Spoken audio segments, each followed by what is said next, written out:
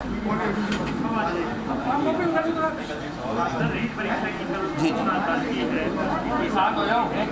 साथ में एक बात ये भी मिली कि जो प्रमाण पत्र है उनकी पहले रीडिंग को लेकर के भी जो डिमांड लग रही है। देखिए, रीट की परीक्षा तो हम 26 जून को ही करवाना चाह रहे थे, लेकिन कोरोना आ गया और हम लोगों की जान बचाने में लग गए।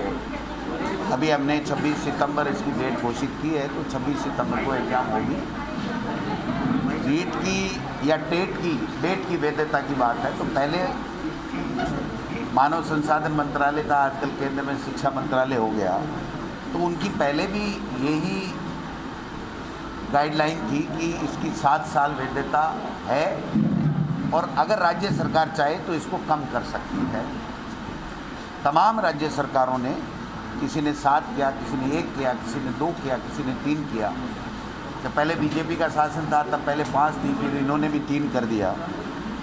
अभी जो गाइडलाइन आई है उसमें भी ये है कि भारत सरकार ने टेट की जो सर्टिफिकेट की वैधता है उसको होल लाइफ कर दिया, लेकिन राज्य सरकारों पे छोड़ा है कि वो राज्य सरकार अगर निर्धारित कोई करता है तो वो मान्य होगी, केंद्र सरकार उसमें आड़े नहीं आएगा।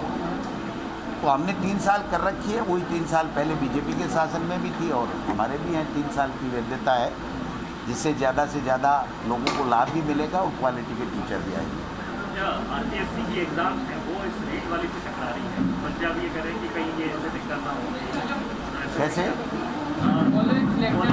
एग्जाम है 22 से शुरू होने हैं और 4 तक चलेंगे। काय से चलते हैं? 22 तारीख से शुरू होंगे, 22 सितंबर से शुरू होंगे और 4 अक्टूबर तक चलेंगे। इसी बीच में 26 को रीट है, तो कहीं दोनों में एनकाउंटर नहीं हो, इस बात की आशंका को लेकर विद्यार्थी जो परीक्षार्थी है वो परेशान है। देख लेते, इसको एग्जामिन करवा लेते हैं। एग्जाम पीसीसी स्तर के कोरोना योद्धाओं को किस तरह सम्मान होगा, यह इसकी तरफ से कहा गया है, क्या फॉर्मेट रहेगा कोरोना योद्धाओं के लिए?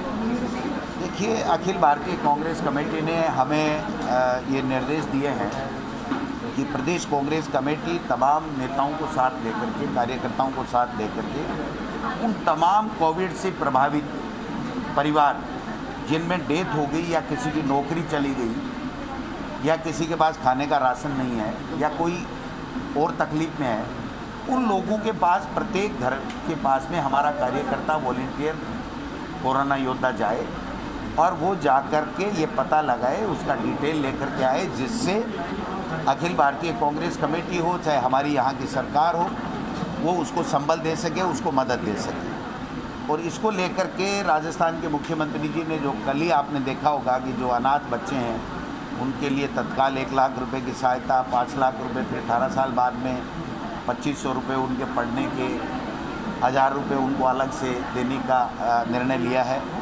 और जो विधवाएँ हैं जिनके पिता चले गए इसमें, वो विधवा होगी, उसको 1500 रुपये, 1000 और 2500 रुपये अलग से पाठ्य पुस्तकें और अन्य सामग्री के देने का निर्णय लिया।